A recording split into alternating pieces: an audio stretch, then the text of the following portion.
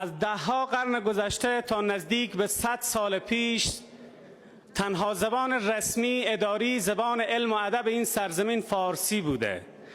تاریخ احمدشاهی که به دستور احمدشاه درانی نوشته شد به زبان فارسی و تیمورشاه فرزند ارشد و جانشین وی به فارسی شعر می سرود. اما برخی از متعصبان متحجر ضدیت با فارسی را از چند دهه گذشته شروع کردند. 5 دهه پیش در رسمیات دولت دری جایگزین فارسی کردند. ما منکر دری نیستیم، دری نام دیگر فارسی است، اما نیات بد و ضدیت با فارسی را هرگز بر نمیتابیم. امروز در حالی که بالغ بر 20 میلیون فارسی زبان بومی در این سرزمین زندگی میکنه، برخی از متعصبان و کوردلان حکومتی گستاخی را به حدی رسوندن که زبان این 20 میلیون نفر را خارجی میخوانند.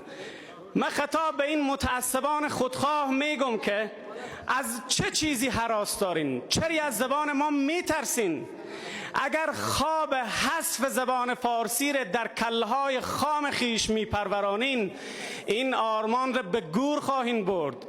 ما خوابهای شما را پریشان میکنیم. فارسی یک زبان نیست، فارسی تاریخ ماست، تمدن ماست، هویت ماست. به گفته قهار آسی بزرگ، گل نیست، ماه نیست، دل ماست فارسی. یادم از سخن نویسنده کرد موسی هنتر میآید که گفت اگر زبان مادری من بنیانهای حکومت تو را به لرزه در میآورد، احتمالاً این بدان معناست که حکومت خیش را بر خاک من بنیان کرده ای. همین مردم پارسیوان آسیای مرکزی و یا از شمال دریای آمو و یا از جنوبش، اونا مأخذ همین تمدن می باشند و در این شک نیست. مردم ترکی زبان تحت نفوذ همین تاجیکا آمده و قبول کردند همین نفوذ را. سلام و درود به کلی مردمی پرزبانان اهل دنیا، ایرانی نژادهای دنیا از افغانستان، تاجیکستان، ایران، پاکستان، ازبکستان و غیره. روز 15 فوریه در شهر لندن یک چورابینی برگزار می شود. مرحمت کنید.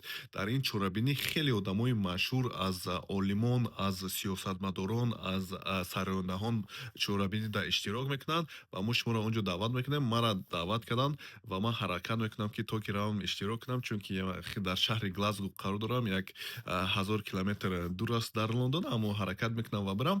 و کسی که مثلا تاریخ دوست است، زبان دوست است، فرهنگ دوست است، مرحمت کنید. خیلی به شما مهم است. فهمیدید؟ و شما میتونید بین این برادرانی که اینقدر زباندان هستند، سخندان هستند، سوالای خودتون تید و از آنها جوابشون گیرید. فهمیدید؟ و البته که مردمی تاجیکستان، ایران، افغانستان، پاکستان، ازبکستان در اونجا چورابینی اشتراک میکنن. از خصوص از سمرقند بخارا، از شهر دوشنبه و خوجند، اناکلوب و غیره، از کابل و از هرات و از قندهار و دیگر شهرها البته که اشتراک میکنن و بیاین. البته که نرخش 12 پوند است. 12 خیلی ارزان است. در اونجا خوراکواری و نوشاکی همش تامین کرده می شود و شما میتونید امکانیت دارید، امکانیت خیلی خوب دارید که با دیگر تاجیکانی ازبکستان و تاجیکستان و افغانستان و دیگر دولت‌ها شناس شوید. یا که دیگر مردم فرق نداره، تاجیک باشد، افغان باشد، پشتو باشد، هزاره باشد،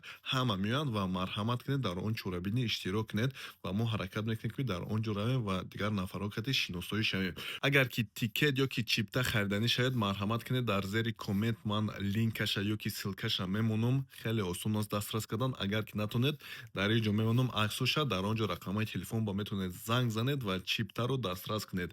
مرحمت کنید. خیلی چورابینی خوب میشود. تا بازدید. السلام علیکم و رحمت الله و برکاته.